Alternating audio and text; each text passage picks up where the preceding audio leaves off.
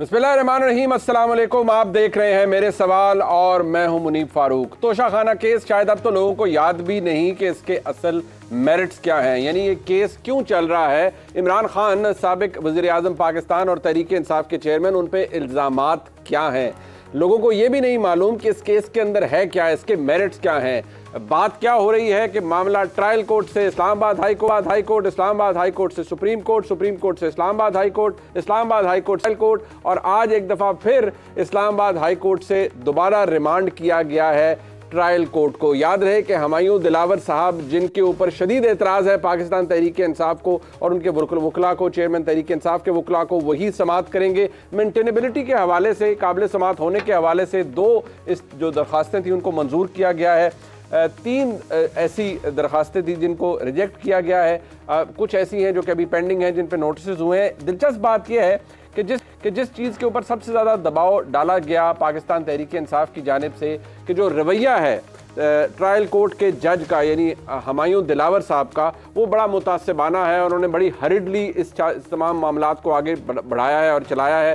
उस बात को खातिर खा लिफ्ट नहीं करवाई गई आज इस्लामाबाद हाई कोर्ट के फैसले के अंदर। अगर देखा जाए तो एक निहायत ही टेम्परेरी और बड़ा मोमेंट्री सा रिलीफ है, यानी आज के दिन का तो रिलीफ हो सकता है कि आज तहरीक इंसाफ के चेयरमैन शायद एक दिन गुजार पाए, लेकिन कल फिर ट्रायल कोर्ट ने उन्हें बुला लिया है और फाइनल आर्गूमेंट्स के लिए भी कहा गया है। इमरान खान साहब के वकला को एतराज़ यही है, इमरान खान साहब के वकला की जानिब से, कि हमारे पहले टेक्निकल नुकात को ट्रायल कोर्ट ने तहम्मुल से सुना ही नहीं और अनड्यू हेस्ट के अंदर फैसले किए हैं। जबकि दूसरी साइड यानी इलेक्शन कमीशन का यह कहना है कि इमरान खान साहब के वकला के पास कोई ऐसा जवाब नहीं, कोई ऐसी दलील नहीं जिसकी बेसिस के ऊपर वो इमरान खान की बेगुनाही साबित कर सकें। याद रहे, इमरान खान साहब पर जो इल्ज़ाम है वो ये कि उन्होंने तोशाखाना से तहफ़ लिए, बेचे, उनको अपनी गोशवारों के अंदर जाहिर नहीं किया। उसकी बड़ी टेक्निकल और कोई बड़ी हाइपर टेक्निकल डिटेल्स नहीं है, वो ऐसी डिटेल्स है सरफेस पे फ्लोट कर रही हैं। अब इमरान खान साहब ने देना है, केस अदालत के अंदर मौजूद है, लेकिन बहस अब तक सिर्फ कानूनी और तकनीकी जो पॉइंट्स हैं उन्हीं के ऊपर की गई है। ये मामला कब और किस तरह चलता रहेगा।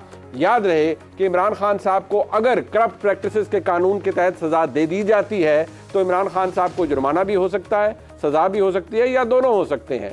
और क्या इमरान खान के लिए अब इस मामले के अंदर घेरा तंग कर लिया गया है? आज का इस फैसला पढ़ने के बाद हमें यह लगता है कि अदालत ने वो रिलीफ जो इमरान खान मांग रहे थे उन्हें नहीं दिया। इसके हवाले से जो सबसे बड़ा सवाल ट्रायल कोर्ट के अंदर जो प्रोसीडिंग्स हैं उनके गिर्द जो घूम रहा है वो यही है कि क्या ये आज़ादाना मामलात आगे चल रहे हैं या ट्रायल कोर्ट के ऊपर दबाव है, रियासत का दबाव है। ये सबसे बड़ा इल्ज़ाम है जो कि इमरान खान और उनके जो सपोर्टर्स हैं वो लगाते हैं। ये इल्ज़ाम अपनी जगह बहुत बड़ा है और बदकिस्मती से हमारे मुल्क में अदालती निज़ाम की एक बड़ी बदतरीन तारीख़ है। उसके ताने बाने तो फिर पाकिस्तान की जुडिशल हिस्ट्री के साथ मिलते हैं। होगा क्या? इमरान खान को सज़ा होगी, कल होने जा रही है, निगरान हुकूमत आने से पहले हो सकती है, सज़ा हुई तो फ़ौरन गिरफ्तारी हो सकती है। क्या स्ट्रैटेजी है पाकिस्तान तहरीक इंसाफ के वकला की, इस पर बात करेंगे। हमारे साथ मौजूद हैं नईम हैदर पंजोता साहब, जो कि तर्जुमान है कानूनी अमूर के former prime minister Imran Khan साहब के, चेयरमैन PTI के, हमें इस्लामाबाद से ज्वाइन कर रहे हैं। बहुत शुक्रिया आपका। जनाब अताउल्लाह तारड़ साहब हमारे साथ मौजूद हैं, मामले खुसूसी हैं वज़ीर आज़म के, और कानूनी जो मामलात हैं उनके ऊपर भी प्राइम मिनिस्टर को अपनी राय देते हैं। दिलचस्प बात यह है कि तारड़ साहब की मौजूदगी से भी बड़ी कशीदगी कहा गया ट्रायल कोर्ट के अंदर हुई, और तारड़ साहब वहाँ क्यों कुछ समातों के ऊपर मौजूद थे उस पर भी बात करेंगे। जो हॉस्टिलिटी है बिटवीन दी लीगल काउंसिल्स और जो जज हैं हुमायूं दिलावर, वो भी बड़ी अनफॉर्चुनेट है और बड़ा हॉस्टाइल एनवायरनमेंट है अदालत का, उस पर भी बात करेंगे। हसनात मलिक साहब हमारे साथ मौजूद हैं, सीनियर सहाफ़ी हैं, अदालती मामलात के ऊपर जो रिपोर्टिंग है फिर बड़ा ज़बरदस्त काम करते हैं, अदालती फैसलों को बड़ा अच्छे तरीके से एनालाइज कर लेते हैं। हसनात साहब आपका भी बहुत शुक्रिया। सबसे पहले पंजोता साहब, अब इसके बारे में, ठीक है, 8 दरखास्तें क्रिमिनल रिवीजन एप्लीकेशंस, 3 पेंडिंग हैं, नोटिस हैं, 5 में से 2 एक्सेप्ट होती हैं, मामला फिर ट्रायल कोर्ट में रिमांड होता है, ना आपको स्टे मिलता है, ना जज तब्दील होता है। जज वही हैं जिन्होंने अब तीसरी दफ़ा मेंटेनेबिलिटी डिसाइड करनी है। क्या आप और आपके जो रुफ़क़ाए कार हैं, यानी आपके कॉलीग्स हैं, इमरान खान के दिफा के लिए कल 8:30 बजे सुबह अदालत जा रहे हैं और फिर बहस करेंगे टेक्निकल पॉइंट्स के ऊपर और फिर मेरिट्स के ऊपर भी? बहुत शुक्रिया मुनीब भाई। पहले तो गुजारिश करता जाऊं कि ये जो आज केस रिमांड किया गया है, ये तीसरी दफ़ा किया गया है, जो कि वाज़िया ये साबित करता है कि इस केस के अंदर वाकई जो कानूनी पहलू हैं उनको नहीं सुना गया। और पहले ऑर्डर के अंदर भी यही था कि आप दोबारा सुने और ये जो पॉइंट्स लीगल उठा रहे हैं ये वाकई इनके सही तरीके से सुने जाएं, आपने जो है वो सही तरीके से जल्दबाजी में या जो भी आपने नहीं सुने। तो वो बात तो वाज़िया हो गई कि मेंटेनेबिलिटी के हवाले से जो हमारा जो हम बार बार इस्तदा कर रहे थे और जो भी ऑर्डर आता था उसको फ़ौरन जो है वो चैलेंज करते थे। जो रिसेंट आया उसके ऊपर ऑर्डर के आप 7 दिन के अंदर अंदर डिसाइड करें, तो वो 3 दिन के अंदर अंदर एक तो पिटीशन जो है वो जो है जो वो नीचे ऑर्डर आया था उसे डिसाइड कर दिया गया, बल्कि उसके ऊपर हमें जो है वो दिफा करने का मौका भी नहीं दिया गया। ठीक है। दूसरा ये है कि जो ट्रांसफ़र के हवाले से हम हमेशा कहते रहते हैं, वो ये नहीं है कि कोई किसी हवाले से कोई आप देख लें कि चेयरमैन PTI पूरे पाकिस्तान में जहाँ जहाँ मुकदमा आते हैं हर जगह पे जाते हैं, तो क्या कभी आपने ये देखा है कि नैब की अदालत के बारे में कोई बात की हो या एंटी टेररिज्म कोर्ट के हवाले से कोई बात की हो या लाहौर में भी पेश होते हैं? नहीं, बट यहाँ पर जोधा साहब यहाँ वो सद एहतराम यहाँ पर तो देखिए वो गुफ्तगू हुई ना, वो मैं अल्फाज दोहराना नहीं चाहता, वो आपके ही को कलीग होंगे ना जिन्होंने जज ने शायद उनको कहा, उन्होंने फिर जज को कहा, वो शटअप वगैरह एक्सचेंज हुआ। तो ये बड़ी हॉस्टाइल एनवायरनमेंट होती है। आप तो खुद प्रैक्टिसिंग लॉयर हैं, ठीक है, ट्रायल हो जाता है ट्रायल कोर्ट के अंदर, लेकिन इतनी बदतमीजी और इतनी हॉस्टिलिटी तो फिर क्या ट्रायल चलना है और कितनी आज़ादाना माहौल होगा वहाँ पे? देखें, बिल्कुल जी, आप ठीक कह रहे हैं, ये कोई इखलाकी तौर पर अच्छा नहीं है और इस तरह सा होना भी नहीं चाहिए। लेकिन बात यह है कि वहाँ पर जो सूरत हाल हुई उस दिन उन्होंने जो इंतज़ार साहब हैं उन्होंने कहा कि मुझे जो है ये आप डॉक्यूमेंट देख सकें जिसके ऊपर खान साहब के सिग्नेचर लेने, तो वो कोई जुर्म नहीं था, तो रीडर साहब दे नहीं रहे थे। 3-4 दफ़ा कहा गया तो वो बहुत ज़्यादा, क्योंकि वहाँ पर रश भी था और जो आगे से जो है वो रजिस्ट किया जा रहा था, तो उन्होंने कहा कि दे दें। जज साहब ने सुन लिया, तो जज साहब ने भी कहा कि जी इंतज़ार साहब ने कहा कि आप दें। तो उस पर जो जज साहब ने कहा कि शट अप, पहले उन्होंने कहा है, उसके बाद जो है रिएक्शन आया, उनकी तरफ से भी गलत हुआ, फिर इनकी तरफ से भी हुआ। मैं ये नहीं कहता कि नहीं होना चाहिए, ना उनको करना चाहिए था। Let's get down to this पंजोता साहब, कल आप जा रहे हैं सर, कल जा रहे हैं जोरे वाला, कल आपने क्योंकि फाइनल आर्गुमेंट्स है ना, अदालत ने तो फाइनल आर्गुमेंट्स 8:30 बजे जी 8:30 बजे उन्होंने बुलाया है। बिल्कुल हम जो है वो जाएंगे। गुजारे ये है कि हम पहले जो ट्रांसफ़र के हवाले से दरख्वास्त कर चुके थे वो हमारी मंजूर नहीं की गई, जो कि हमें पहले दिन से इतराज़ था और वो बड़ी वैलिड रीज़न थी। अगर आप मुझे दोबारा सवाल पूछेंगे तो मैं उसमें बताऊँगा। लेकिन जो एविडेंस के हवाले से हम बात कर रहे थे कि खान साहब ने जो हमने लिस्ट दी थी उसके ऊपर जो है उन्होंने फैसला दिया कि ये जो है ऑर्डर किया कि ये जो गवाह हैं ये रेलेवेंट नहीं है, तो उसके ऊपर आप देख लें कि वो नोटिस भी हो गया है और जो पार्ट जो है वो मिस किया जा रहा था कि डिफेंस का मौका ही नहीं दिया जा रहा था। तो अब जज साहब जो हैं वो तब तक फैसला नहीं दे सकते जब तक जो वो एविडेंस है वो सारी जो है मुकम्मल। मतलब आप ये कह रहे हैं ये बड़ा अहम मामला है पंजोता साहब, आप कह रहे हैं कि जो आपका हक दिफा था जिसमें आपने 4 गवाहान का जिक्र किया वज़ीर आज़म साबिक़ वज़ीर आज़म ने, और अदालत ने कहा ट्रायल कोर्ट ने कि वो रेलेवेंट नहीं है, अदालत ने उसे टर्न डाउन किया, आपने उस ऑर्डर को असेल किया इस्लामाबाद हाई कोर्ट पे, इस्लामाबाद हाई कोर्ट ने उस पर नोटिस इशू किए अगले हफ्ते के। आप ये कह रहे हैं जब तक उस पर समाअत नहीं हो जाती यहाँ मामला कंक्लूड नहीं हो सकता, फैसला नहीं आ सकता, ये कह रहे हैं आप? बिल्कुल जी, ये देखें एक पार्ट है, एविडेंस है। आपने डिफेंस में अपना आपको टाइम तो देना चाहिए ना कि आप अपना दिफा कर सकें, अपने केस जो है अपने हक में कोई डॉक्यूमेंट्स, अपने हक में कोई गवाह ला सकें। जो बकाया तौर पर 4 लिस्ट पहले जो गवाहों की दी गई थी और मजीद भी देने थे, वो हक है उनका। नहीं, बट आज ये कहा जा रहा है कि कोई स्टे नहीं दिया, वो आप दुरुस्त कह रहे हैं। क्या है बिल्कुल आप दुरुस्त कह रहे हैं। 2 दिन में गवाह हो जाते हैं, ये 4 दिन में हो जाते हैं। अभी तो अदालत ने डिसाइड करना है ना पंजोता साहब के, इस्लामाबाद हाई कोर्ट ने भी डिसाइड करना है कि वो रेलेवेंट थे या नहीं थे। अभी तो ऑर्डर स्टैंड कर रहा है क्योंकि अदालत ने ये नहीं कहा आज के उस फैसले के अंदर भी कि क्योंकि या इवन जो हक दिफा के हवाले से जो ऑर्डर है उसमें भी ये नहीं कहा कि हमने जो प्रोसीडिंग है ट्रायल कोर्ट की वो स्टे कर दी है कि जब तक इस पे फैसला नहीं होता आप फाइनल फैसला नहीं दे सकते। तो क्या ट्रायल कोर्ट पाबंद है आपके नजदीक के वो फैसला नहीं दे सकती? बिल्कुल ट्रायल कोर्ट पाबंद है। अच्छा, वो वहां से बिल्कुल ऑर्डर ना आया हो बेशक, लेकिन गुजारिश है कि जब एप्लीकेशंस हमारी हाई कोर्ट में वो पेंडिंग है, जो कि आज सुप्रीम कोर्ट ने भी ऑब्जर्वेशन दी कि ट्रांसफर के हवाले से, इसी तरह से ये भी है कि अगर एक मामला वहां पर पेंडिंग है और वहां से ऑर्डर हो जाता है कि ये एविडेंस करवाएं, तो क्या आप पहले नायल करके फिर उसको वापस लेंगे और फिर? बिल्कुल ठीक है, ये टेक्निकल पॉइंट है। मतलब तारिक साहब, बात ये है कि एक तासुर ये भी उभर रहा है, आप कहते हैं जी इमरान खान साहब को बड़ी, ये लफ्ज इस्तेमाल किया जाता है, सहूलतकारी बड़ी मिलती है, बड़ा नरम गोशा या गोशा राहत रखा जाता है उनके लिए पाकिस्तान की आला अदलिया के अंदर। बट यहाँ देखिए, इमरान खान ने इतनी रिलीफ मांगी, मिला कुछ नहीं। हाँ, फैसला अभी भी उनके खिलाफ नहीं आ सकता, जिस तरह नईम साहब फरमा रहे हैं। वो कहते हैं क्योंकि एविडेंस का मामला है, वो तो अभी फंसा हुआ है अपनी जगह। इमरान खान के खिलाफ कल कोई फैसला नहीं आना जा रहा, और जिसके आप मुतमन्नी हैं, आप सब चाहते हैं, हुकूमत चाहती है कि फौरी तौर पर फैसला है और इमरान खान को सजा हो, वो नाअहल हो। मुनीर साहब, बहुत शुक्रिया। मामला ये है कि 100 तरह की टेक्निकलिटीज़ में उलझाना, मामले को ताखीर का शिकार करना और असल मेरिट पे केस आर्ग्यू ना करना। आप टिरियन की बात कर लें, उसमें भी टाइम बार्ड है, पहले फैसला हो चुका, हम इस पे बात नहीं करना चाहते, आप इसकी मेंटेनेबिलिटी हम चैलेंज कर रहे हैं। आप फॉरेन फंडिंग को देख लें, 6 साल लगे, कभी दायरा इख्तियार चैलेंज, ज्यूरिस्डिक्शन पे स्टे, कभी स्क्रूटनी कमेटी पे स्टे, कभी किसी बात पे स्टे, कभी एक कोर्ट कभी दूसरी कोर्ट। इनसे पूछे ना, जवाब क्यों नहीं देते कि जो इनके रिटर्न्स आए हैं सामने, 4 बकरियां और 5 लाख का फर्नीचर, मेरी तो समझ से बाहर है, मेरी अकल दंग रह गई है कि 3 घर हैं आपके, ये कैसे हो सकता है कि उन 3 घरों में सिर्फ 5 लाख का फर्नीचर हो? कम से कम एक कमरे में जहां ये बैठते हैं 15 लाख का फर्नीचर तो नजर आता है। ये कॉमन सेंस की बात है। 1 तोले का सोना या 1 तोले का जेवर इन्होंने डिक्लेयर नहीं किया हुआ।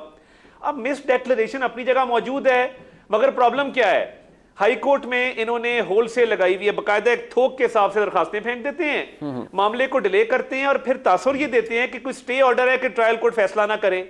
गवाहों की लिस्ट दी, उसमें शुक्र है कि आपके कैमरामैन की और मेरे ड्राइवर का नाम नहीं दे दिया, इतने इररिलेवेंट गवाह थे।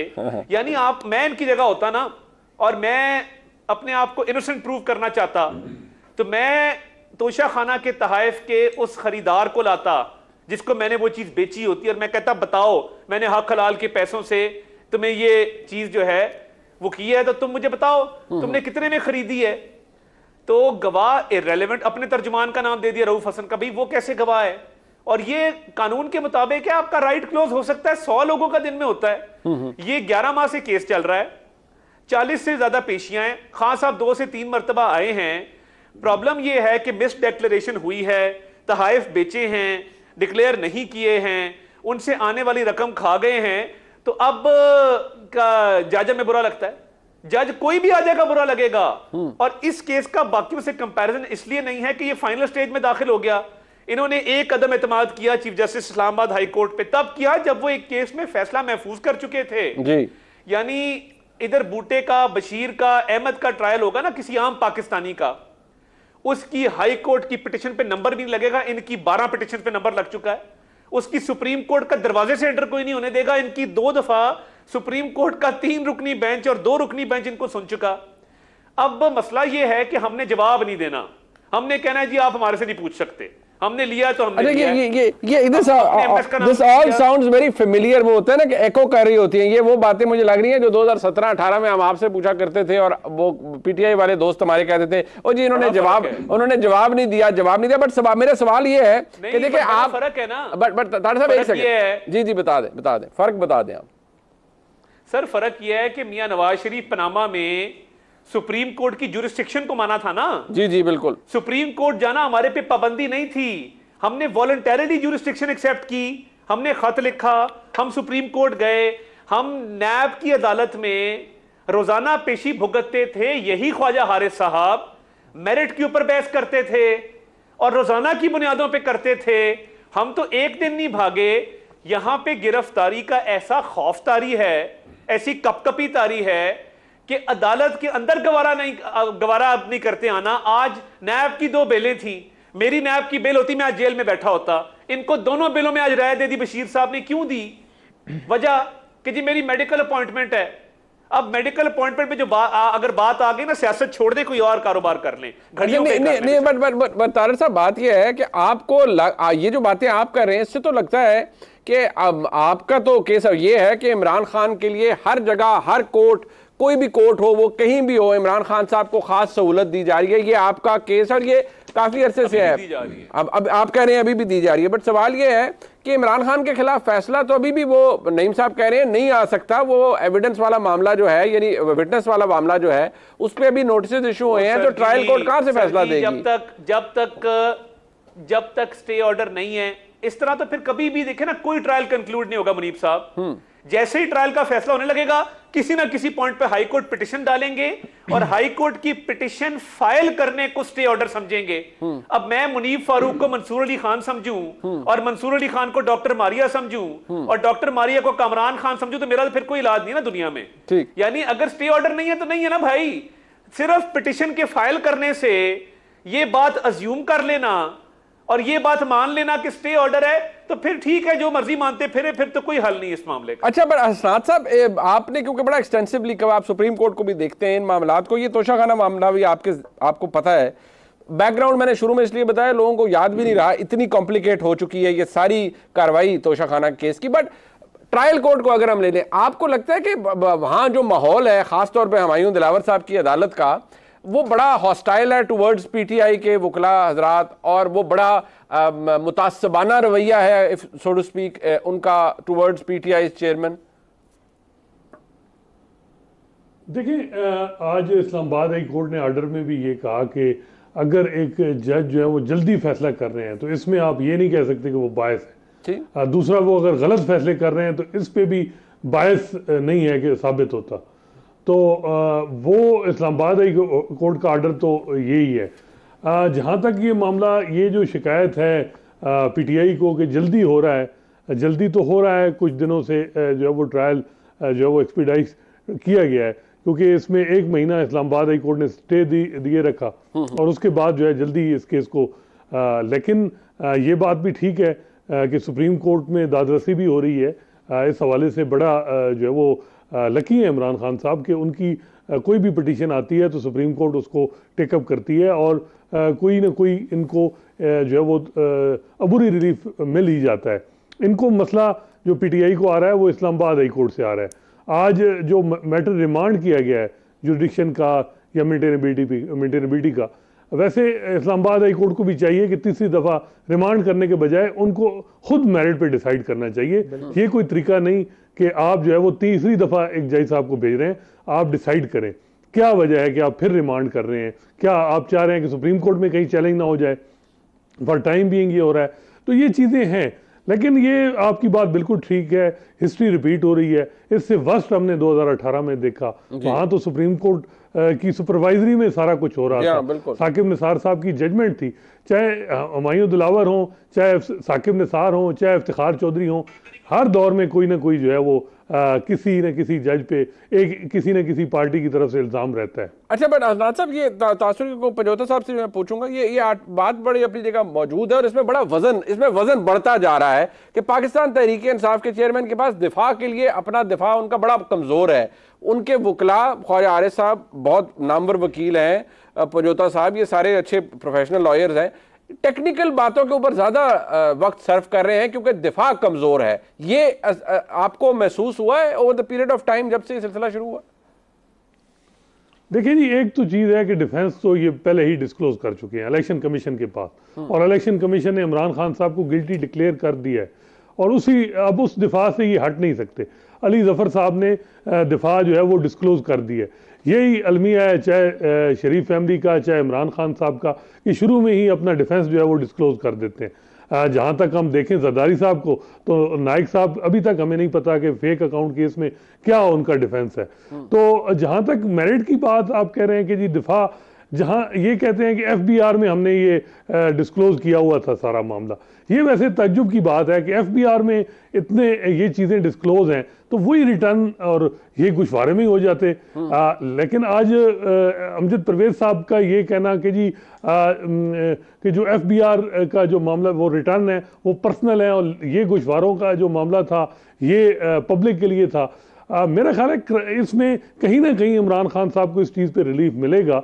62(1)(f) में जो जूरिस्प्रूडेंस अब इवाल्व हुई है 1.5-2 साल में हमने देखा, उसमें यह है कि सिंपल नॉन डिस्क्लोजर पे ही जो है वो नायली नहीं होनी, उसमें यह भी होना है कि आपने बताना है कि इन्होंने फ्रॉड किया है और इनका ये मकसद था। अब अगर रिटर्न में वो कह रहे हैं इमरान खान साहब, वैसे ये हैरानगी है कि रिटर्न में जमा यानी उन्होंने डिस्क्लोजर कर दिया है और गोशवारे में नहीं किया, इसकी क्या वजह है? अच्छा पंजोता साहब, दरखास्त देना आपका हक जरूर है, but it is a matter of propriety, it's not a matter of principle. ये तो आप भी बेहतर जानते हैं। डिसाइड बाय द वे अदालत नहीं करना होता है। अदालत ने ये डिसाइड किया कि नहीं, उनको नहीं लगता कि हुमायूं दिलावर साहब का रवैया मुतासिबाना है, उनको नहीं लगता कि हुमायूं दिलावर साहब ने कोई बड़ा हरिडली को काम किया। हाँ, उन्होंने इस बात को एक्सेप्ट किया कि आपको सुना नहीं गया, एडजमेंट्स मांगी गई, उन्होंने जितना वक्त अदालत ने 7 दिन का दिया था उससे कम वक्त में उन्होंने डिसाइड करके मामला आगे बढ़ा दिया। तो फिर सर बात वाजे हो गई ना, जब केस रिमांड हुआ तब भी वाजे हो गई, जब अदालत आपको जो है वो आपने जुरिस्डिक्शन वाली पिटीशन फाइल हो जाती तो अदालत भी हमारी एक्सेप्ट होगी ना सर,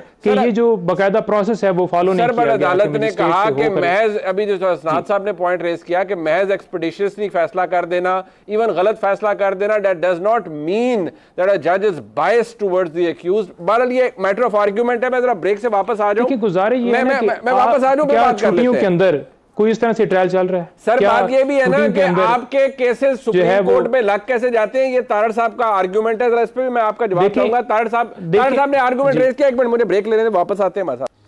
एक बार फिर आपको खुशामदीद कहते हैं। तारड़ साहब, आपने पंजोता साहब की बात तो सुनी। देखिए, एक बात तो फैक्ट है, वो कहते हैं इतनी जल्दी किस बात की है, कहां कितनी स्पीडों में ट्रायल चल रहे हैं, और आप तो खुद वकील हैं।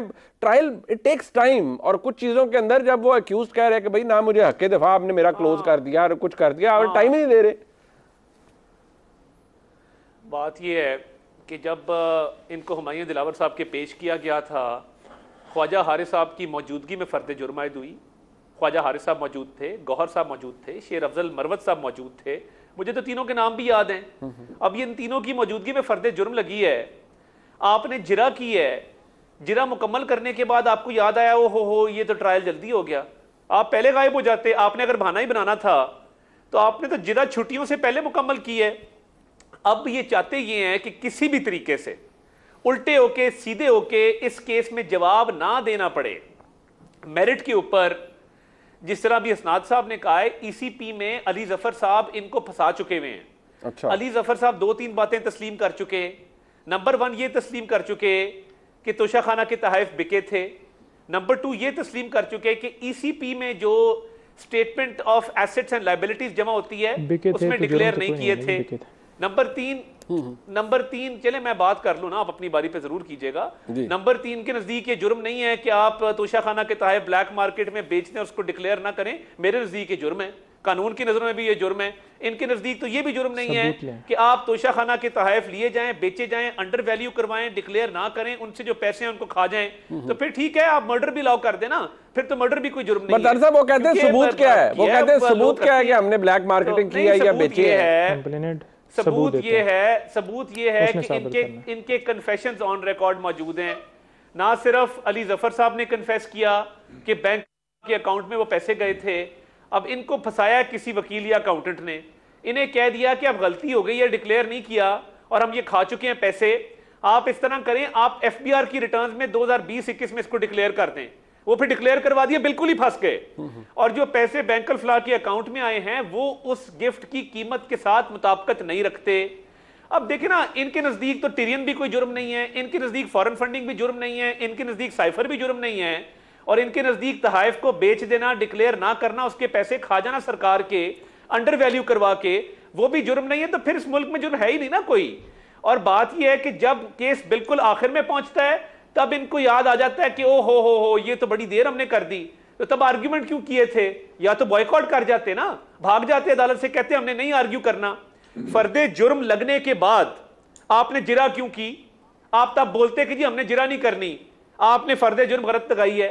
यानी जिरा करने का, और खान साहब अदालत में आते हैं, बच्चे हैं। 342 का बयान अपना मुनीब साहब आपने लॉ किया है, फॉर गॉड सेक। 342 का बयान ट्रायल के दौरान आप जवाब भी देते हैं, आप साइन भी करते हैं। आपने जब 342 के बयान पे मेरे भाई साइन कर दिया ना, आपने फर्दे जुर्म भी मानी है, आपने जिरा भी मानी है, आपने ट्रायल को भी तस्लीम किया, भागे अब इससे, कैसे भागेंगे? क्यों साइन किए खान साहब ने? अच्छा चले, एक अजीब मजाक बन गया कि ट्रायल नहीं चलने देना। पंजोता साहब आप रिस्पॉन्ड कर दें, ये जो बात है इमरान खान साहब ने trial, you could have backed out earlier, आप इस पे क्या कहेंगे? गुजारिश ये है कि जो इलेक्शन कमीशन के अंदर जब फैसला रिज़र्व किया गया, तो फैसला रिज़र्व करने के बाद इलेक्शन कमीशन ने बैंक से और जो कैबिनेट है वहाँ से जो डॉक्यूमेंट्स मंगवाए, क्या जब फैसला रिज़र्व हो जाता है तो उसके बाद कोई भी अगर डॉक्यूमेंट्स मंगवाया जाए उस केस के हवाले से, तो उसमें जो जिसके जो एक्यूज़ है उसको डिफेंस दिया जाता है या नहीं दिया जाता, कि उसे पता चले कि है क्या, ताकि वो उस जो डॉक्यूमेंट्स है उसका जवाब दे सके। जितने डॉक्यूमेंट्स दिए गए हैं वो सर्टिफाइड नहीं है, उनके ऊपर कोई गवाह नहीं पेश किया गया जो आके जो बनाने वाला हो, जो डॉक्यूमेंट्स जो जिसने भेजे हों, कोई उस हवाले से कोई तस्दीक नहीं है। दूसरी बात, नवंबर 2022 में ये कंप्लेंट जो है ये फाइल होती है खान साहब के ऊपर, क्योंकि वज़ीराबाद में हमला होता है और जिसकी वजह से वो डिस्ट्रिक्ट कोर्ट के अंदर ये कंप्लेंट जो है वो चल रही होती है एडिशनल सेशन जज साहब के पास। उस वजह से वो एग्जाम्पशन मांगते हैं और यही इस्तदा करते हैं कि बाकी जो है आप देख लें कि इन 2 महीनों में 250 बल्कि नहीं 350 के करीब जो है वो मुख्तलिफ कोर्ट्स में जा चुके हैं। तो सिर्फ और सिर्फ डिस्ट्रिक्ट कोर्ट आने की ना वजह ये थी कि वहाँ पर सिक्योरिटी के जो खदशात थे, वहाँ पर आए रोज जो है वो कत्ल भी होते थे और वो सारे मैं आपको बड़ी सादी अब आ गया कहीं पे आपने देखा है कि एक बंदा गिरफ्तार हो और जबरदस्ती उसके ऊपर जो है फर्द जुर्म लगा दिया। मेरी बात सुनो पंजोता साहब, और टेक्निकल पॉइंट जब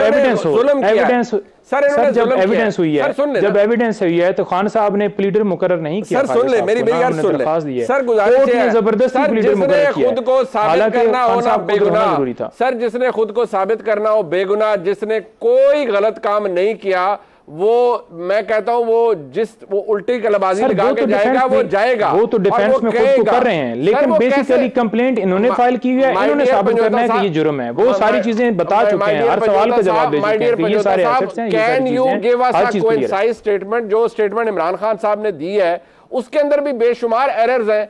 क्या इमरान खान साहब ने अपनी जो जवाब जमा कराया उसके अंदर आपको लगता है उन्होंने अपना पूरा डिफेंस बता दिया कि भाई मेरे ऊपर तो कोई इल्जाम आप साबित कर ही नहीं सकते? आप तारड़ साहब को बार बार कह रहे हैं कि इन्होंने साबित करें कि इन्होंने करप्ट प्रैक्टिस की है। आपके नजदीक इमरान खान ने कोई करप्ट प्रैक्टिस नहीं की? बिल्कुल नहीं की, बिल्कुल नहीं की, हर चीज डिक्लेयर है और 35 जितने क्वेश्चन थे उन्होंने सारे सवालात के जवाब। अच्छा तारड़ साहब, जो ये कहते हैं ठीक है कि आपने ऐसे डिक्लेयर नहीं किया, टीवी पे फॉर द रिकॉर्ड गलत बयानी तो ना करें, ये तो ना कहें कि डिक्लेयर्ड है मेरे भाई, बाकी आप जो मर्जी करें डिफेंड करने के लिए, मगर ईसीपी की statement of assets and liabilities में ये तहाइफ नहीं डिक्लेयर किया, ये ना करें ऐसे ना, मतलब इस बात को तो माने कि डिक्लेयर्ड नहीं है। बाद में एफपीआर की रिटर्न पे 2020 जो आप सवाल कर रहे हैं जी, जो आप सवाल कर रहे हैं 30/6/2019 हो या 20 हो, जो आप सवाल कर रहे हैं कि उस डेट के ऊपर जो है वो उन्होंने डिक्लेयर नहीं किए। अगर फॉर एग्जांपल एक तो पहली बात बताऊं कि पूरा प्रोसेस फॉलो किया गया, जो 20% पहले रेट था वो 50% करके वो सारा करके पैसे देकर गिफ्ट लिए गए। अगर उसमें भी मेरी गाड़ी गलती है, उसमें मेरी गाड़ी है या मेरी जो है फॉर एग्जांपल कोई घर है और मैं चौथे महीने में तीसरे महीने में वो बेच देता हूँ जी, तीसरे महीने में मैं अपना कोई घर बेच देता हूँ, मेरे पास कोई घर है और उसकी जो रकम है मैं अकाउंट में जमा करवा देता हूँ, तो 30 तारीख को जब वो मैं सारे गुशवारे जमा करवाऊंगा उस वक्त वो मेरे पास प्रॉपर्टी है ही नहीं, ठीक है, और वो अकाउंट्स में वो पैसों की मद में एफबीआर में हर जगह पे डिक्लेयर है कि मैंने जो पैसे उससे बेच के लिए, तो उधर फिर क्यों बंदा लिखे कि मेरी जो गाड़ी थी 4 महीने पहले वो भी मेरे पास है। अच्छा चले, ये आपका आर्ग्यूमेंट नहीं वो बीच में तिलस्मी तौर पे गायब हो गया ना, तोहफा आया बेचा तो उसको डिक्लेयर करने की जरूरत नहीं। मुनीब साहब आप भी इस तरह कीजिएगा, कल गाड़ी खरीदेगा परसों बेचिएगा और कहिएगा मैंने डिक्लेयर नहीं करनी, यानी एक चीज आई है गाड़ी तो सर जायज ही नहीं है ना, गाड़ी तो खरीद नहीं सकते ना जो कि खरीदी है, गाड़ी तो खरीद नहीं सकते है कि आप एक चीज अपनी मलकियत में ले रहे हैं, उसको बेच रहे हैं और कह रहे हैं क्योंकि मैंने बेच दी थी मैंने डिक्लेयर नहीं करना। शाबाश, बहुत आला, बहुत आला। पैसों की मद में वो पैसे जो हैं डिक्लेयर हुए। आप अपने क्लाइंट को मरवाएंगे। अच्छा नहीं अल्लाह ना करेगी, कोई कानूनी कोई वकील भी अपने क्लाइंट को कभी नहीं मरवाता, तो उसी हंस लो बेशक, लेकिन एक ब्रेक के बाद जी मैं साहब के पास एक ब्रेक वापस आते हैं, मैं साथ इमरान खान करप्ट प्रैक्टिसेस कानून के तहत उसके मुर्तकब उन्होंने हुए या नहीं, इमरान खान को सज़ा हो सकती है या नहीं, इमरान खान की गिरफ्तारी हो सकती है या नहीं, फेयर प्ले या फेयर ट्रायल का जो हक है वो इमरान खान को दिया गया है या नहीं दिया गया आपके ख्याल में? देखिए जी, ट्रायल कोर्ट को तो मैं ये नहीं कहूँगा कि वो कुछ मामलात हैं इस्लामाबाद हाई कोर्ट में, वहाँ जिस तरह अब ये मैटर जुरिडिक्शन का मेंटेनेबिलिटी का दोबारा रिमांड कर दिया गया तो इसको डिसाइड करना चाहिए था। और जो है वो, और इसी तरह जिस तरह इस्लामाबाद सुप्रीम कोर्ट ने कहा कि जी आप जुरिडिक्शन का मामला जल्दी डिसाइड करें पहले, क्योंकि वैसे तो सितंबर तक केस एडजर्न कर दिया था। तो कुछ चीज़ें तो हैं इस्लामाबाद हाई कोर्ट में सुसरवी रहती है जिसका ये शिकवा करते हैं, लेकिन इस्लामाबाद हाई कोर्ट के यही जो है वो जज साहब थे जिनके हवाले से हमने माजी में देखा कि जब नून लीग की तरफ से बातें हुई तो पीटीआई ने उनका पूरा दिफा किया और सुप्रीम कोर्ट किसी हद तक उनको जो है वो साहब ये जो बात अभी अस्ताद साहब ने की, गुजारिश ये है, आपने पहले भी मैंने आपसे पूछा, मैं अब दोबारा पूछ लेता हूं। अदालत ने जो अब तक हमारे सामने जो रिपोर्टिंग हुई और हमारे रिपोर्टर बड़े ज़बरदस्त हैं समा के, मैंने उनसे पूछा, दरियाफ्त किया हमने कि ट्रायल कोर्ट ने अब आखिरी क्या कलमात फरमाए हैं। उन्होंने कल बुलाया है और उन्होंने कहा है जी फाइनल दलाइल देने हैं कल। तो फाइनल दलाइल के लिए मैं दोबारा पूछ रहा हूं, कल आप इस माइंडसेट से जा रहे हैं कि हमने फाइनल दलाइल देने हैं मेरिट के ऊपर और हमने अपनी बेगुनाही कल साबित कर देनी है ट्रायल कोर्ट के आगे? मेंटेनेबिलिटी पे पहले आर्ग्यू करेंगे और बाद में फिर अगर अदालत ने उसको हमारी वो ना सुनी तो फिर हम अपने डिफेंस में कल पूरा जोर लगाएंगे और मामले को ख़त्म करेंगे। गुजारिश ये है कि हम मेंटेनेबिलिटी के ऊपर तो बिल्कुल हमें कोई इनकार नहीं है, पहले होना चाहिए, लेकिन जो फाइनल आर्गूमेंट्स हैं वो तब होते हैं जब दरमियान में जो आप एविडेंस है वो एक पोर्शन आप कैसे मिस कर सकते हैं कि एक बंदा अपने हक में जो गवाही है वो लाना चाहता है, वो अपने हक में सबूत लाना चाहता है, उसको वो मौका ही ना दिया जाए, वो पेश ही ना कर सके, जो कि हाई कोर्ट ने खुद कह दिया, नोटिस कर दिए। तो वो जब तक गवाहों की लिस्ट सारे जाके ना देंगे तो फाइनल आर्गुमेंट कैसे कर सकते हैं? बट पंडोदा साहब, आप तो खुद बड़े जबरदस्त वकील हैं, but notice does not mean a stay order on the proceedings. Has the Islamabad high court stopped the trial court from giving a final order? मेरा नहीं ख्याल, मैं ये नहीं कह रहा हाई कोर्ट अगले हफ्ते में मंगल को बुध को इसके ऊपर फैसला दे दे कि जो है वो गवाह जो है वो आप पेश करें, तो फिर आप कैसे कह सकते हैं कि फाइनल आर्गुमेंट्स के बाद वो फैसला देकर और फिर वो वापस लिए जाए? मैंने पहले भी इसका जवाब दिया है। तो लिहाजा जो पोर्शन है वो कंप्लीट करना है। मेंटेनेबिलिटी के ऊपर हम बिल्कुल तैयार हैं, जुरिस्डिक्शन के ऊपर बिल्कुल तैयार हैं।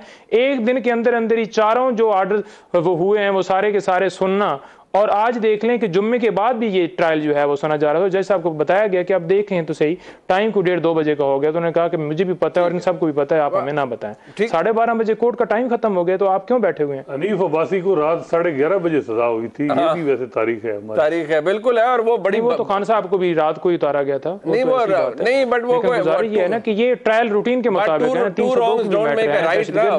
है, उनके ऊपर कोई बात यह है कि बहुत सी ज्यादतियां हुई। हनीफ अब्बासी के साथ तो उनके साथ तो जो हुआ वो तो खैर ठीक थी, 9C में उनको अगलों को अंदर डाल दिया गया, और जो कुछ हुआ वो उसके पीछे कौन था क्या था वो तो तारीख है और लिखी जाएगी। तारड़ साहब के साथ हमारा राब्ता बहाल हुआ है जी तारड़ साहब, आप बात किए है वो जो पंजोता साहब की बात शायद आप मुकम्मल सुन ना पाए हो, लेकिन उनका थ्रस्ट ये आर्ग्यूमेंट का कि एक बड़ा इंपॉर्टेंट पोर्शन है एविडेंस का, विटनेसेस का, वही जब नहीं होगा बीच के अंदर तो आप किसी को और तो आप कैसे किसी को सजा दे सकते हैं? बड़ी ज्यादती होगी। ठीक कह रहे हैं, क्योंकि अभी जमील कोक ने और बशीर नायब कासिद ने और बहुत सारे लोगों ने अभी आना है, अभी स्वीपर को भी लाएंगे अहमद नामी को, ताकि वो आके अपनी एविडेंस रिकॉर्ड कर सकें। किस दुनिया में रह रहे हैं? इररेलेवेंट लिस्ट ऑफ विटनेसेस जो टाइम जाया करने के लिए हो वो इनएडमिसिबल होती है। कानून इजाजत देता है कि you can do away with it. एक तोशा खाना का मुझे बता दें, इन्होंने किसी तोशा खाना के रिकॉर्ड कीपर का नाम दिया हो, जीएस कैबिनेट का नाम दिया हो, अपनी किसी सेक्रेटरी का नाम, अपने किसी स्टाफ का नाम, प्रोटोकॉल का नाम दिया हो, यानी 3 अकाउंटेंट्स का नाम दे के और अपने तर्जुमान का नाम दे के मामले को इंडेफिनिटली डिले करना चाहते हैं। और लॉजिक सुने, यानी खुदा ना खास्ता मुनीब साहब को बंदा कत्ल कर दे और हाई कोर्ट में एक एप्लीकेशन डाल दे कि मेरे अभी कत्ल वाले केस को रोका जाए, तो वो पुलिस को जाके कहेगा कि मेरे खिलाफ प्रोसीड ना करें, मैंने हाई कोर्ट में एप्लीकेशन फाइल कर दी है।